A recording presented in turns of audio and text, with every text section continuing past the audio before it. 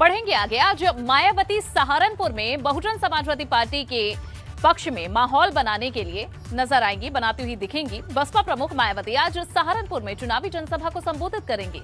सहारनपुर मंडल के पार्टी उम्मीदवारों के समर्थन में मायावती आज जनसभा करने जा रही है। इस जनसभा में सहारनपुर मंडल के सभी जिलों के पार्टी उम्मीदवार और प्रमुख कार्यकर्ता शामिल होंगे। तो मायावती भी जब से अब चुनाव प्रचार में शामिल हो चुकी हैं, तब से जो सियासी दिग्गज है उनके बीच की भिड़ंत और भी दिलचस्प हो गई है। मायावती अब लगातार चुनाव प्रचार कर रही हैं। आज वे सहारनपुर में नजर आएंगी। सहारनपुर में बसपा के पक्ष में मायावती चुनाव प्रचार करेंगी और अपने प्रत्याशियों के पक्ष में लोगों से वोट करने की अपील करेंगी। तो मायावती का क्या प्लान पश्चिम है, ये भी आपको बता रहे हैं।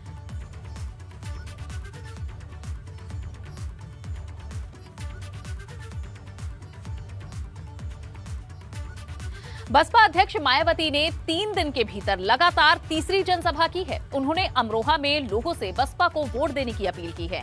मायावती ने इस सभा में भाजपा, सपा और कांग्रेस पर तीखा हमला बोला। उन्होंने मंच से हाथरस की घटना का भी जिक्र किया। बसपा अध्यक्ष ने कहा कि राज्य में माफिया का बोलबाला है, इसीलिए ऐसी घटना हुई। देखिए रिपोर्ट।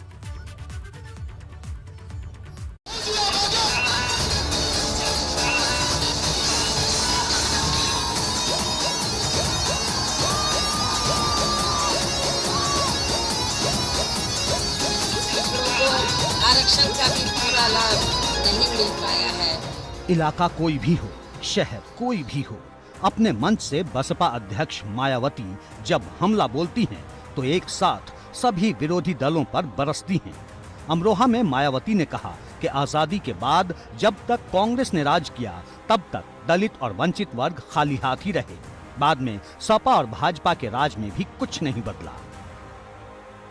बीएसपी की सरकार बनने पर यहाँ बीजेपी व सपा आदि के शासनकाल की तरह कानून व्यवस्था को किसी भी कीमत पर खराब व लचर नहीं होने दिया जाएगा तथा हर स्तर पर कानून द्वारा कानून का राज ही कायम किया जाएगा। किसी भी प्रकार से शोषण व उत्पीड़न आदि नहीं होने दिया जाएगा। संसद में सपा ने SC व ST का पदोन्नति में आरक्षण का बिल फाड़ दिया था और उसे पास नहीं होने दिया था। SC ST के छात्रों का विदेश जाकर पढ़ाई करने की योजना को सपा सरकार ने बंद कर दिया। मायावती ने बार बार दलितों से जुड़े मुद्दे उठाए और सपा और भाजपा पर भेदभाव का आरोप लगाया। उन्होंने कहा कि लखनऊ में अखिलेश सरकार ने पार्क का नाम बदल डाला। साथ ही भाजपा पर बरसते हुए ये भी कहा कि इस सरकार में प्रबुद्ध लोगों की भी अनदेखी हुई। मायावती ने लोगों से बसपा की सरकार बनने पर बड़े बदलाव का वायदा किया।